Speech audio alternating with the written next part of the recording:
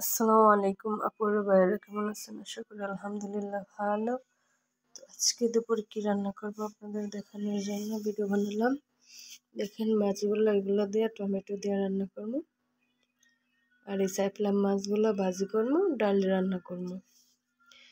তো প্রথমে শুরুতে বলে যারা যারা আমার ভিডিওটা দেখবেন সবাই আমার ভিডিওটা দেখে লাইক সাবস্ক্রাইব করে দেন প্লিজ আপুরা ভাইরা, আর আমার ফুল ভিডিওটা দেখেন। তো আমি এখন মাছগুলা টানানোর জন্য দিয়ে দিব। দেখেন আমি লবণ হলুদ এগুলো দিয়া মাইখালাম। তো মাইখা তারপরে পাইপেনে দিয়ে দিব। মূলত হলো যদি চাইপলা মাছ আপনারা পছন্দ করেন তাইলে ভিডিওটাতে একটা লাইক দিন, কারণ মাছগুলো অল্পই 200 টাকার মাছ আনছিল ওই দিন। তো অর্ধেকটি রান্না করেছিলাম আর অর্ধেকটি রেখে দিয়েছিলাম। তো আজকে ভাজি করে নিলাম। তো দেখেন আমি কড়াইতে পাইপেনে দিয়ে দিলাম মাছগুলো, আমি উল্টা পাল্টাই দিতেছি, সমান করে দিতেছি।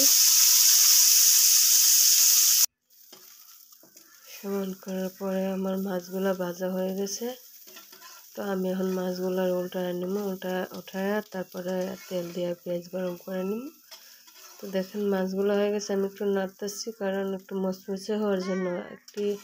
একবারে শুকনো ভাজি করবো, যেহেতু শুকনো ভাজি করবো একটু মচমচে হলে ভালো হবে। ঝোল করলে হালকা মিডিয়াম হলে চলে, কিন্তু শুকনো ভাজির মতো মচমচে করলে মাছটা ভালো লাগে।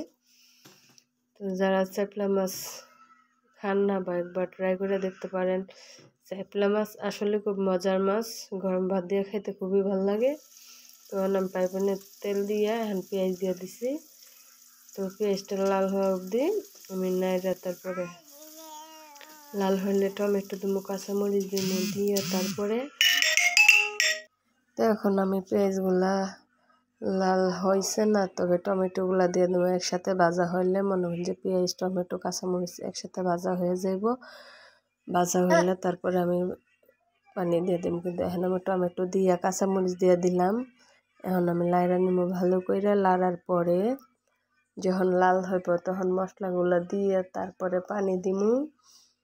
তো দেখেন আমি এমনি এমনি লাড়তেছি, অল্প জিনিস তো পাইপের মধ্যে নাড়ানাড়ি ঘোরাঘুরি করতেছে। বেশি জিনিস হইলে তো আর এরকম লাগতো না, নাড়া দিয়ে একদিকে চলে যায় আরেকদিকে। তো দেখেন এদিক দিয়ে আমার মশলা হয়ে গেছে, ভাজা হয়ে গেছে। তখন আমি লবণ দিয়ে দিতেছি, দিয়ে দিলাম। এখন মরিচ দিয়ে দিব হালকা করে, যেহেতু চাইপলা মাছের শুকনো ভাজি হালকা মরিচ দিলাম। এখন হলুদ দিলাম, এখন ধনিয়ার গুঁড়া দিয়ে দিব, দিয়া একটু নাড়া দিব। দেখেন মাছগুলো আমি কত মচমচা করে বাছি। তো নাড়া দিয়ে একটু জল দিয়ে দিব, জলটা বলক আসলে তারপর মাছগুলো দিব। তো দেখেন নাড়া দেওয়ার পর আমি একটু জল দিয়ে দিছি। জলটা দেওয়ার মধ্যে আমি নাড়তাছি, মশলাগুলো মিশাইতাছি, যেহেতু অল্প জিনিস মিশায় তারপরে মাছগুলা দিব। তো বলক এসে পড়ছে, তো আমি মাছগুলা দিয়ে দিতেছি।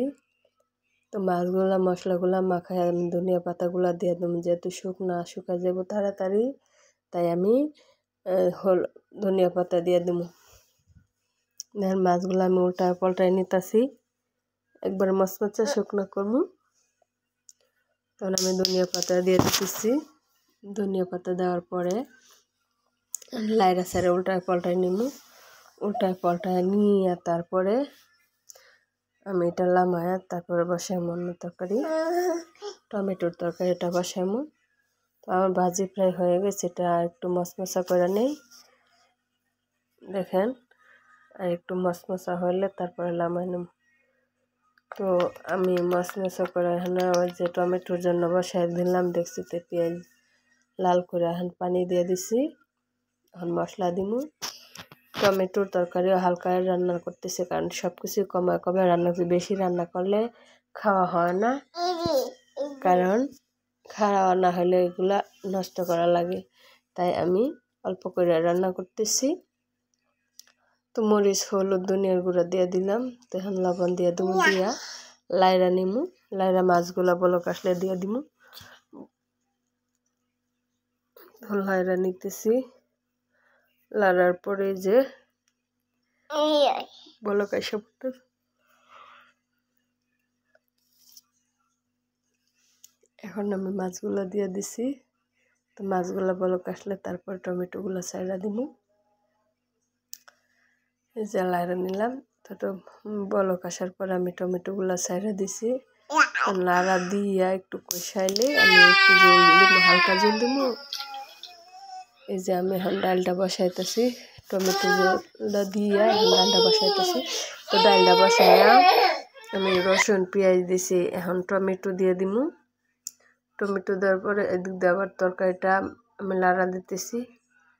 লাড়া দেওয়ার পরে কাঁচামরিচ দিয়ে দিলাম। ঝোলটা আর একটু হইলেই লামায় নিমু। তরকারি কিন্তু ফুটে আইছে, আমি লামায় নিমু। তো এদিকে আমি ডালের মধ্যে আবার টমেটোটা দিয়ে দিতেছি লাড়া দিয়া। তো তরকারিটা লাড়া দিয়ে এখন টমেটো দিতেছি। তো এখন আমি তরকারিটা লাড়া দিয়ে ধনিয়া পাতা দিয়া লামায় নিমু, লামায়া ডালটা বসাই দিমু।